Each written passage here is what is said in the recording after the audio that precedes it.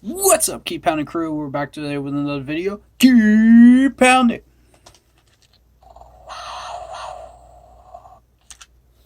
Today's topic is the second look of the season. If you like the video, if you like the channel, hit that like button, hit that sub button, hit that bell, select all, leave a comment down below. It's free. Why haven't you done it yet? And go check out my Facebook page, Keep Pounding in all caps, for posts, opinions, reactions, and in-game posts. Let's get into it. Alright, so we are now looking at weeks 5, 6, 7, and 8 coming up. Now, I told y'all this would be the second look because of the fact that normally I do 1, 2, and 3, and then I go mid-season, and then we go from there. But now, because this is an 18-game season, now our second, and because I wanted us to get our first look being the week 2, week 3, and week 4 to get an idea of who we are as a team. Now, we can go 5, 6, and 7, as well as 8, to get an idea of where our road will take us. Now, first, let's start with the Eagles. Now, we know the Eagles are a very, very interesting team.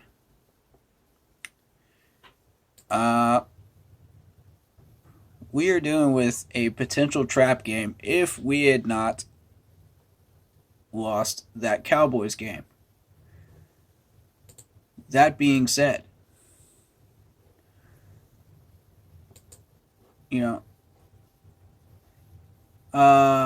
we are dealing with a team that has been challenging as of lately. We got the 1 and 3 Eagles. So let's take a look at them. They beat the Falcons 32-6 week 1. They lost 17-11 against the 49ers. Then they lost 41-21 against the Dallas Cowboys. Now consider this. Dallas has been putting up 41. They put up 38 against us. So, that's not a surprise that you see the 41 there. But what is a surprise is that they gave up 42 points against the Chiefs, meaning their defense is looking a little weak right now. And we can take advantage of that after 2 tough games on the road for them.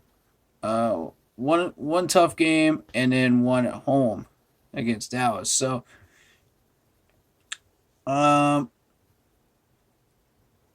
they did manage to put up 30 against a struggling Chiefs defense. So, and they managed 21 points against the Dallas Cowboys, which means their offense is a work in progress as well, but it is still slightly potent. So, we need to be very, very careful that we don't fall into the trap of thinking that this team is way better than we actually are. We are a 10-win team coming up. Right now we're not better than that. We're just 10 wins. We're on track for 10. So, I don't think we'll fall into that trap against the Eagles.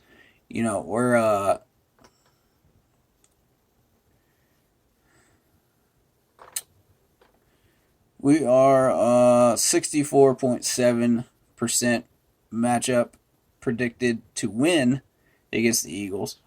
Therefore, you know, let's keep our eyes peeled, man.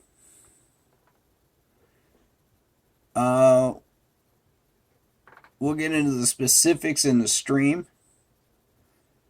but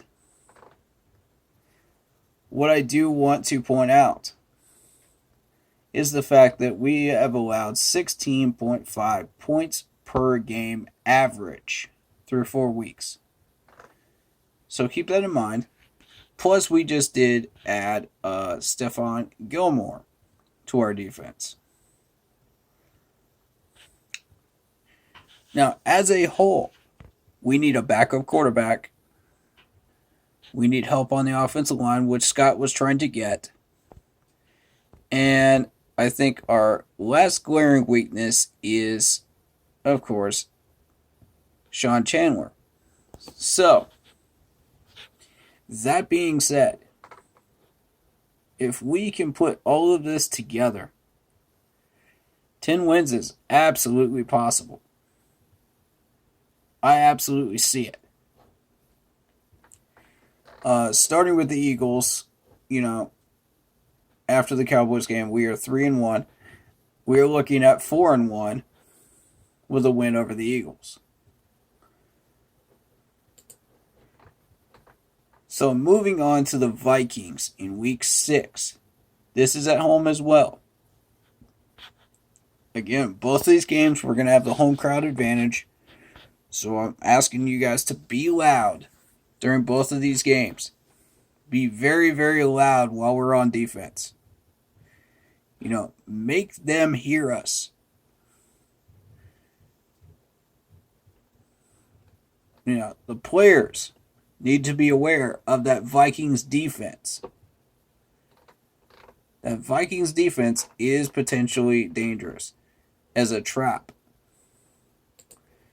What do I mean by that? Well, let's take a look at the Vikings.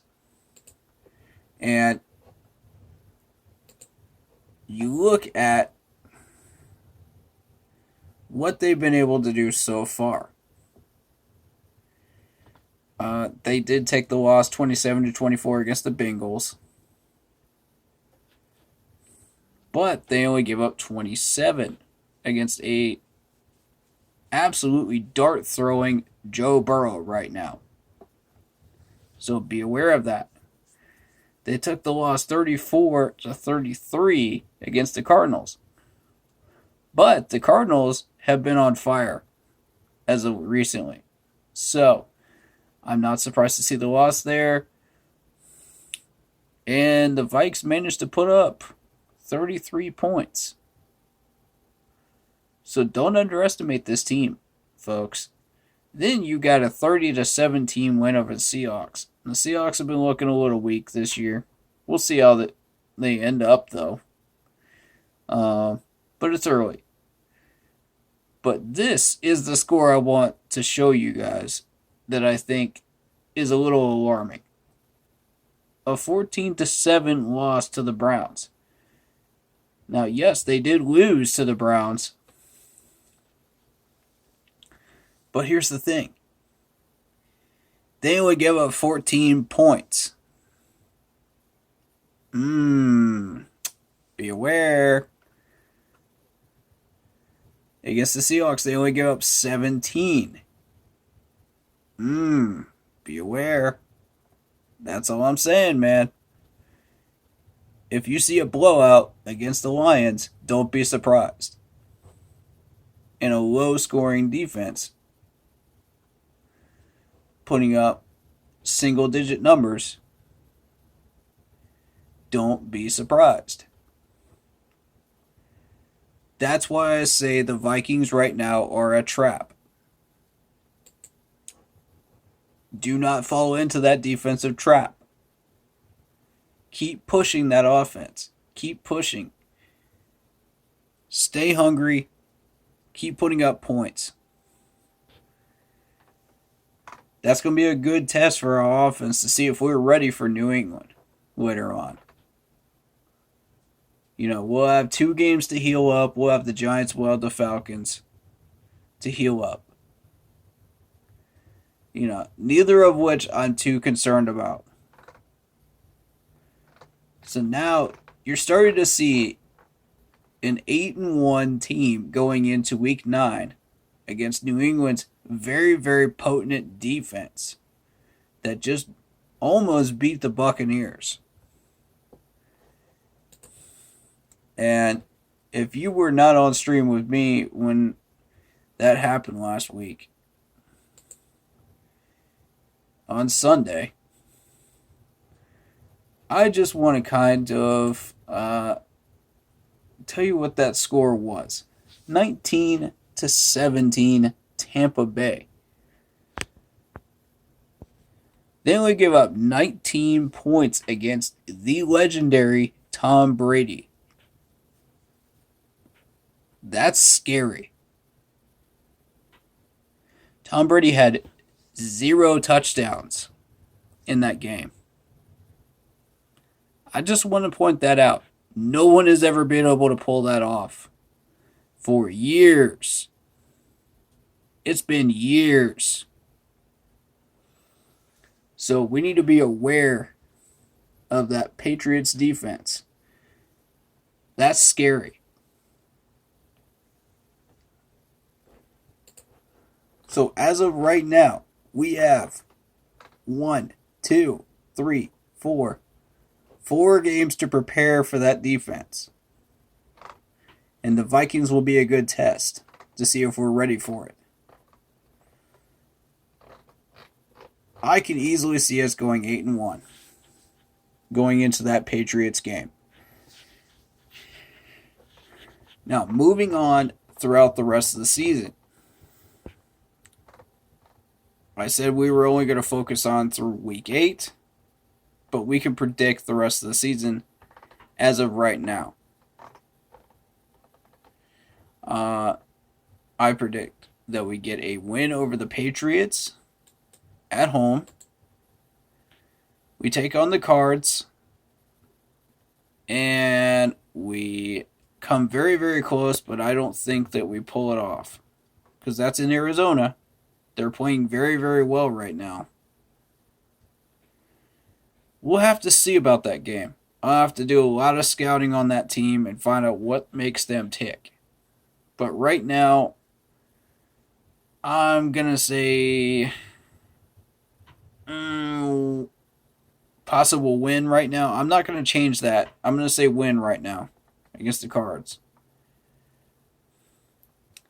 So, then you got the Washington football team. We get a little bit of a rest there. Washington's not that good. Win. Dolphins don't have Tua, which means their offense is weak right now. That's a win. But don't underestimate that Dolphins defense. We get a bye in week 13. We get to heal up. We get a win over the Falcons. And then, week 15, the Bills. And I don't think we come out of Buffalo with a win at Highmark Stadium. I just don't see it. But we play them blow for blow for all 4 quarters. We come up just short. But probably because of a couple of mistakes, just like the Dallas game. But I think, we're right there. You know what I mean? We're right there. So then we take on the Bucs, and the Bucs have left the door cracked for us right now. We had the division lead for 1 week, so it's open. It's cracked. Now I can't guarantee we can come out of December with a split with the Bucs, but you never know. Right now, I'm going to say no. But the door's cracked for our opportunity to do it. Saints in the Dome, win. Come on. We're going to come out of December at least 1-4, 1-3. 1-3 at least in December. I do see that one over New Orleans, and I'm not even concerned about it. So, New Orleans has been awful this year. I don't see them coming back with that schedule that they have. Although, you never know. It's the NFL. Everything changes from week to week. Except for major patterns. So when you've got major patterns like we have right now, and everything's going our way, I don't see that path to 10 ending. I don't see it ending at this point. We do have that safety net game of the Saints earlier on that we were not supposed to win that I predicted, but we blew them out 26-7. So that means if we beat the Eagles and the Vikings, we get a second safety net game. Which means if we can't pull off this win against New England,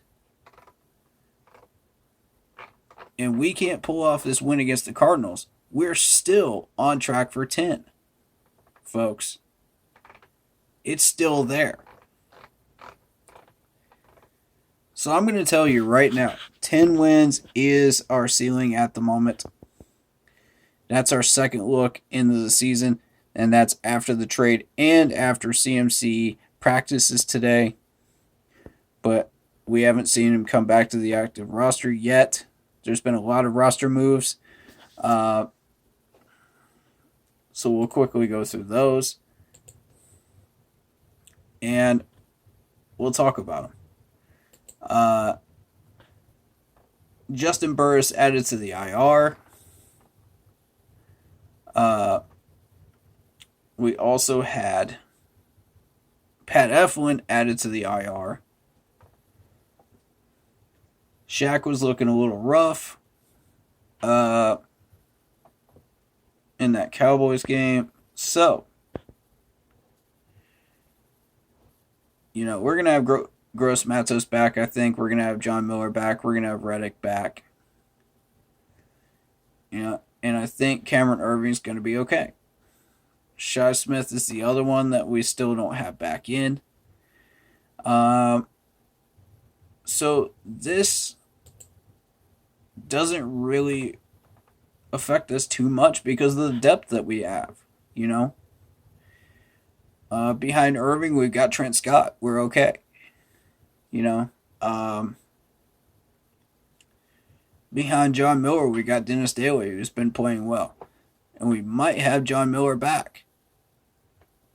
We'll see what happens.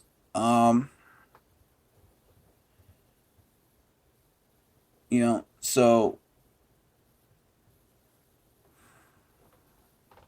at this point in the season, with the players that we have in depth, we're doing just fine.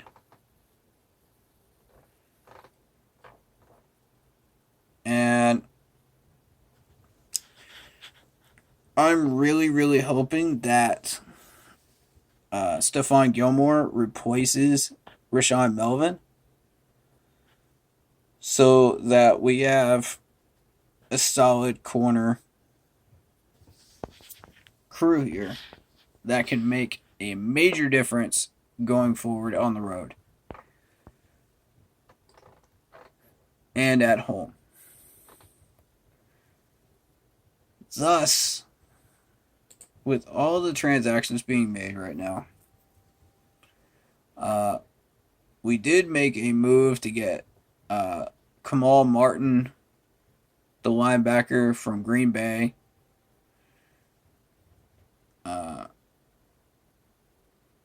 And then we had to cut offensive lineman Michael Jordan to do that. Then we signed him back onto the practice squad. So there's been a lot of moves going on.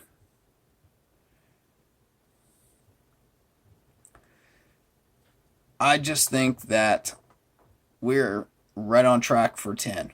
I'm very, very excited to see everything that's going on with this team. And today was a very, very influential day. So I'm glad I waited until today to make this video. That being said, thank you guys for watching.